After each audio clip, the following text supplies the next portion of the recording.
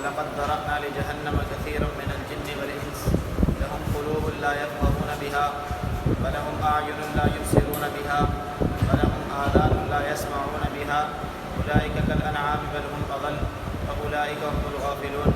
وعن أبي هريرة رضي الله عنه قال قال النبي صلى الله عليه وسلم آية المنافق ثلاث: إذا حدث كذب وإذا وعد أخلف وإذا اؤتمن خان.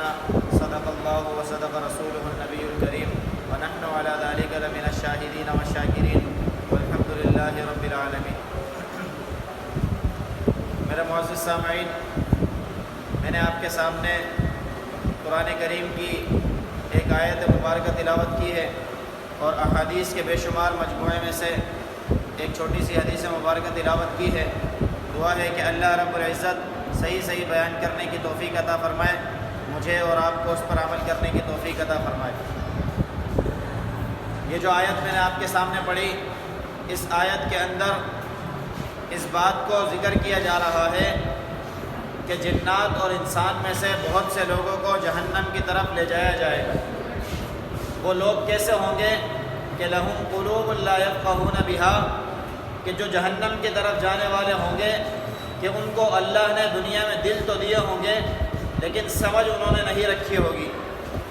اللہ نے ان کو دنیا میں آنکھیں تو دی ہوں گی لیکن ان آنکھوں کو صحیح استعمال کرتے ہوئے حق کی گواہی نہیں دی ہوگی. اور اسی طریقے سے اللہ نے ان کو کان تو دیے ہوں گے لیکن ان کان کو صحیح استعمال کر کے صحیح بات کو سن کر صحیح بات بتائی نہیں ہوگی. تو ایسے لوگوں کے لیے فرمایا کہ اولئک کالانعام بل هم اضل، یہ وہ لوگ ہیں کہ جو چوپایوں کی طرح ہیں، جانوروں کی طرح ہیں، بلکہ ان جانوروں سے بھی زیادہ بدتر ہیں کہ جانور کم سے کم اپنے مالک کا حقیقی وفادار تو ہوتا ہے، یہ اپنے مالک کے بھی وفادار نہیں ہیں کہ جس مالک نے ان کو دل، آنکھ، ناک، کان سب کچھ دیا، یہ اس مالک کو بھلا بیٹھے ہیں. فَأُولَئِكَ هُمُ الْغَافِلُونَ، یہ سارے کے سارے بڑی غفلت میں ہیں. پھر جو حدیث میں نے آپ کے سامنے تلاوت کی، اس میں حضرت ابو ہریرہ رضی اللہ عنہ نبی علیہ الصلوۃ والسلام سے یہ روایت نقل کر رہے ہیں.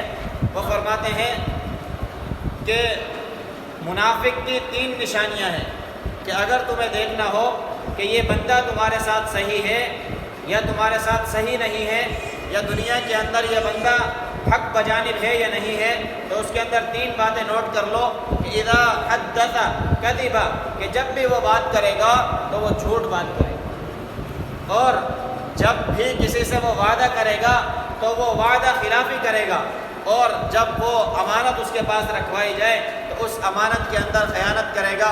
یہ 3 چیزیں جب تم کسی میں دیکھو تو پوری طریقے سے یقین کر لو کہ یہ بندہ کسی کے ساتھ مخلص نہیں ہو سکتا جب تک کہ اپنی 3 نشانیوں کو چینج نہ کرے. اور یہ 3 نشانیاں بتانے کے بعد اسلام یہ نہیں کہتا کہ اب ہر وقت آپ اس کو منافق کا لیبل لگائے رکھو، بلکہ اسلام اس بات کی ترغیب دیتا ہے کہ جب آپ کا مسلمان بھائی پہلے کسی گناہ میں لگا ہوا تھا اور پھر اس سے توبہ کر لی، اور توبہ کرنے کے بعد توبہ طائب ہو کر اللہ کی بارگاہ میں آ گیا، تو اب اس کو اس بات کے اوپر آر نہ دلاؤ. من عیر اخاہ بذنب قد تاب منہ لم یمت حتی یعمل، کہ جو شخص اپنے کسی مسلمان بھائی کو اس بات پر عار دلائے، تکلیف دے، تانا تشنی کرے کہ تم فلاں فلاں کام کیا کرتے تھے، تو وہ نہیں مرے گا جب تک کہ خود اس عمل کے اندر مبتلا نہیں ہو جائے گا. یہ اسلام کی خوبصورتی ہے کہ اسلام برائیوں کو واضح تو کرتا ہے لیکن ان برائیوں کی وجہ سے کسی کو برا کہنے سے اسلام روکتا ہے. اسلام اس بات کی طرف لے کر آتا ہے کہ مریض سے نفرت نہیں کرنی، مریض کے مرض سے نفرت کرنی ہے. اسلام اس بات کی طرف توجہ دلاتا ہے کہ گناہ گار سے نفرت نہیں کرنی، گناہ گار کے اس گناہ سے نفرت کرنی ہے.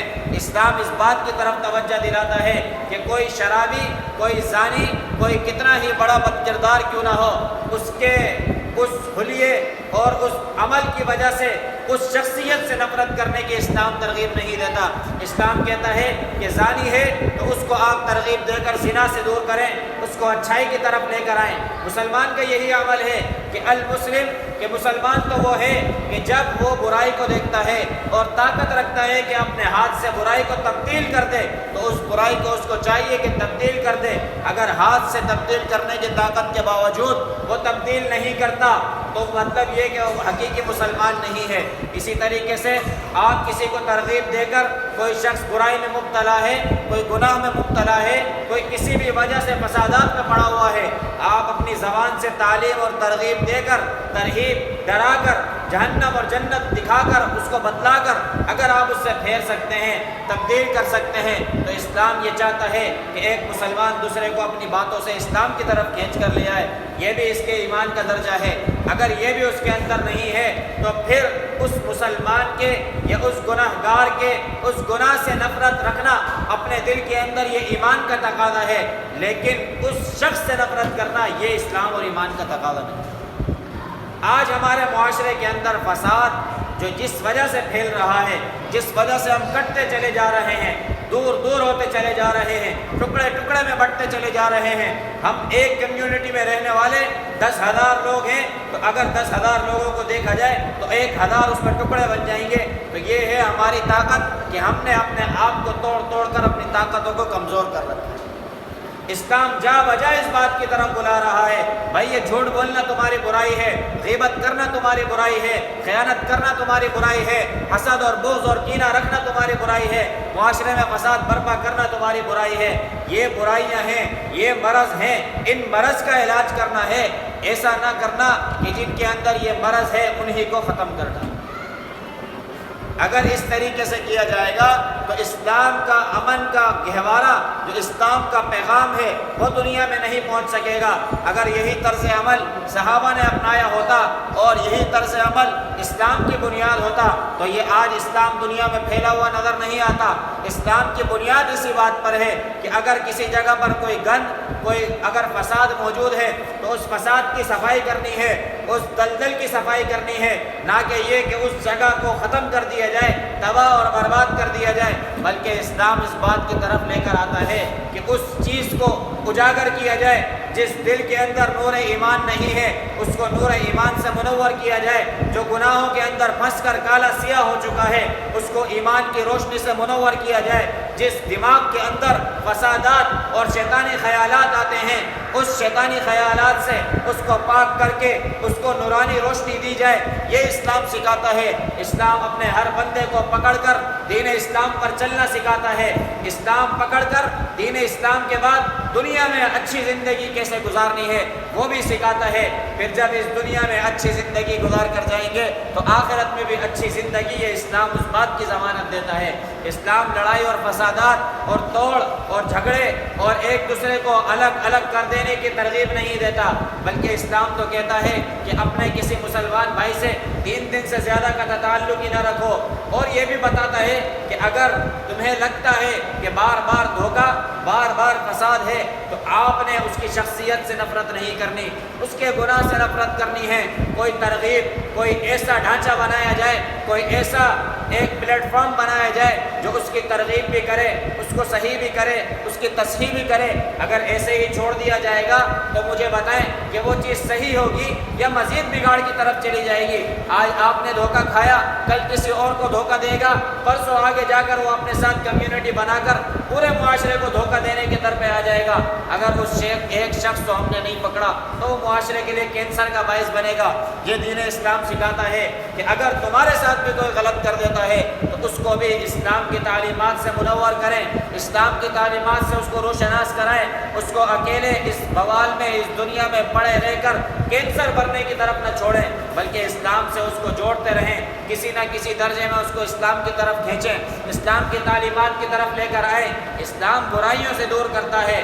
اسلام مسلمان کو اور جو کوئی اس کے ساتھ جڑ جاتا ہے اس کو ایک اچھی صورت، اچھی سیرت دکھا کر معاشرے میں پیش کرتا ہے کہ یہ اسلام کے نام لیوا ہیں۔ لیکن اگر جس طریقے سے آج ہم عمل کر رہے ہیں اور دنیا میں زندگی گزار رہے ہیں، اس کو اسلام کا نام دے رہے ہیں، یہ اسلام نہیں ہے۔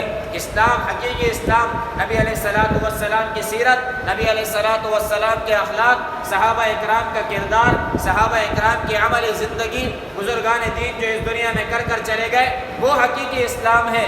آج ہم جس گند میں پڑے ہوئے ہیں یہ اسلام نہیں ہے۔ ہمارا معاشرہ بظاہر ہم مسلمان نظر آ رہے ہیں، بازاروں میں جھوٹ ہے، فریب ہے، عدالتوں میں جھوٹ بددیانتی موجود ہے، اور اسی طریقے سے جس ادارے میں آپ چلے جائیں، جس معاشرے میں آپ چلے جائیں، جس فیکلٹی کے لوگوں میں آپ چلے جائیں، کوئی نہ کوئی درجے کے اندر انہوں میں خرابی اور فسادات ہوتا ہے۔ کیا کوئی اور مذہب کے لوگ ہیں؟ کیا کسی اور دنیا سے آئے ہیں؟ نہیں، بلکہ یہی مسلمان ہیں کہ جنہوں نے اپنی تربیت کو خراب کیا ہے، اپنی بنیاد کو خراب کیا ہے، اسلام کی تعلیمات کو چھوڑا ہے، قرآن کے اخلاق کو چھوڑا ہے، صحابہ کے اخلاق کو چھوڑا ہے۔ یہ قرآن یہ درس انقلاب ہے، یہ مسلمانوں کی زندگی میں اور جو اس کے ساتھ منسلک ہوتا چلا جائے گا اس کی زندگی میں انقلاب برپا کرنے کے لیے آیا ہے، اس کی زندگی کو ایک منور روشن کر دینے کے لیے آیا ہے۔ لیکن اگر اس روشنی کو ہم پسند نہیں کرتے اور اپنے اوپر کپڑے ڈالے چلے جائیں جیسے کہ کفار کیا کرتے تھے،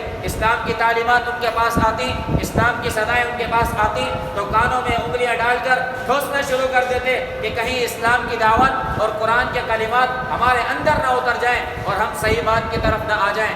آج ہم بھی ایسے ہی کر رہے ہیں کہ اسلام کے واضح پیغامات تو نظر آتے ہیں لیکن اپنے آپ کو بچانے کی کوشش کرتے ہیں، اپنے آپ کو اس سے نکالنے کی کوشش کرتے ہیں۔ یاد رکھیں کہ جہاں جہاں اسلام کے حقوق کو پامال کیا جائے گا وہاں بظاہر تو کامیابی نظر آ رہی ہوتی ہے کہ جھوٹ بول دیں گے، بچ جائیں گے، معاملہ میرے حق میں آ جائے گا، لیکن اللہ نے فیصلہ فرمایا، اللہ کی بات حق ہے، نبی علیہ الصلوۃ والسلام کی بات حق اور سچ ہے کہ اگر کوئی موقع ایسا آ جائے کہ تمہیں گواہی دینی پڑ جائے، چاہے تمہیں اپنے نفس کے خلاف گواہی دینی پڑے، اپنے والدین کے خلاف گواہی دینی پڑے، اپنے عزیز و اقارب کے خلاف گواہی دینی پڑے، تو اللہ کے لیے حق کے گواہ بن جاؤ اور حق کے ساتھ کھڑے ہو جاؤ اور اللہ کے لیے گواہی دو، چاہے تمہارے نفس کے خلاف ہی گواہی کیوں نہ ہو، چاہے والدین کے خلاف گواہی کیوں نہ دینی پڑے۔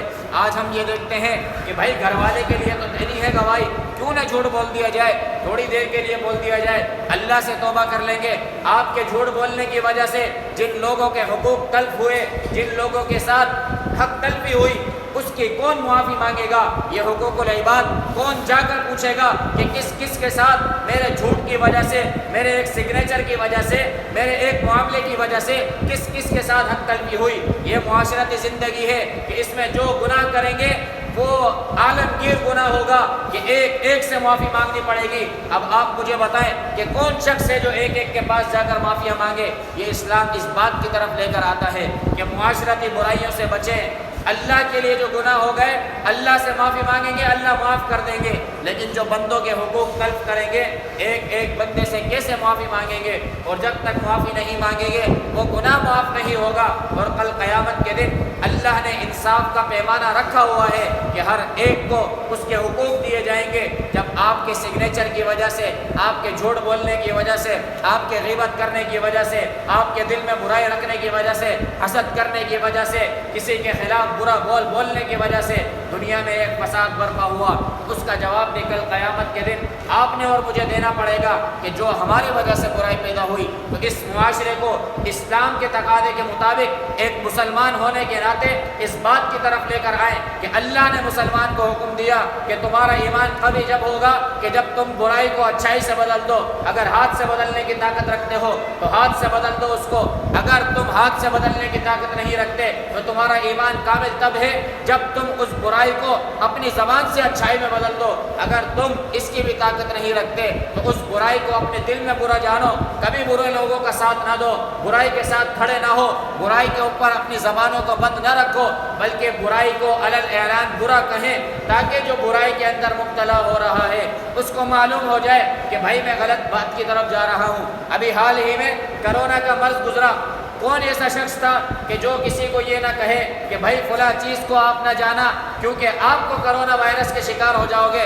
اگر ایسا تھا تو اپنی زبانیں بند رکھتے، نہ کہتے لوگوں کو، ہم اسی لیے کہہ رہے تھے کہ ہم خیر خواہ تھے، ہم بچانا چاہ رہے تھے، ہم مرض سے دور رکھنا چاہ رہے تھے۔ ہاتھ سے بچانے کی طاقت نہیں ہوتی تھی تو زبان سے بول لیا کرتے تھے، اگر کوئی لوگ زبان سے بھی بولنا نہیں چاہتے تھے تو کم سے کم اس مرض کی طرف جانے کو اپنے آپ کو روکتے تھے، اپنے دل میں اس کو برا جانتے تھے۔ یہ ہے اسلام، یہ اسلام سکھاتا ہے کہ اپنے آپ کو بھی برائی سے روکے، جہنم سے روکے، اور اپنے ساتھیوں کو بھی جہنم کی طرف جانے سے اور جہنم والے اعمال سے روکیں۔ دعا ہے کہ اللہ رب العزت خود مجھے بھی ان باتوں پر عمل کرنے کی توفیق عطا فرمائے، آپ تمام میں سے ہر ایک کو عمل کی توفیق عطا فرما دے۔ وآخر دعوانا الحمدللہ رب العالمین والعاقبۃ للمتقین والصلاۃ والسلام علی سید الانبیاء والمرسلین اللہم انت السلام و منک السلام تبارک یا ذا الجلال والاکرام۔ اللہ کریم ہمارے یہاں بیٹھنا اپنی بارگاہ عالیہ میں قبول فرما۔ اللہ کریم قرآن اور احادیث کا سننا سنانا اپنی بارگاہ عالیہ میں قبول فرما۔ اللہ کریم مسلمانوں کی مدد اور نصرت فرما۔ اللہ کریم فلسطین کے مسلمانوں کی مدد فرما۔ اللہ قبلہ اول بیت المقدس کی حفاظت فرما۔ اللہ حرمین شریفین کی حفاظت فرما۔ اللہ ملک پاکستان کی حفاظت فرما۔ یا اللہ ہماری معیشت کو بہتر بنا۔ یا اللہ ہمیں اچھے حکمران عطا فرما۔ یا اللہ اچھے اعمال کرنے کی ہم سب کو توفیق عطا فرما۔ یا اللہ اچھا ایک اسلامی امن کا گہوارہ تشکیل دینے کی ہم سب کو توفیق عطا فرما۔ یا اللہ اسلام کے تقاضوں کے مطابق زندگی گزارنے کی توفیق عطا فرما۔ یا اللہ جتنے پریشان حال ہیں، بیمار ہیں، مصیبت زدہ ہیں، یا اللہ تمام کی بیماریوں کو، پریشانیوں کو، مصیبتوں کو دور فرما۔ یا اللہ جتنے بے روزگار ہیں، یا اللہ تمام کو حلال طیب روزگار عطا فرما۔ یا اللہ جتنے بے اولاد ہیں، یا اللہ تمام کو نیک صالح فرما بردار اولاد عطا فرما۔ یا اللہ جتنے ہمارے پیارے اس دنیا سے چلے گئے، اللہ سب کی کامل کوشش فرما۔ وصلی اللہ تعالی علی رسول خیر خلقہ محمد وعلی آلہ واصحابہ اجمعین، آمین برحمتک۔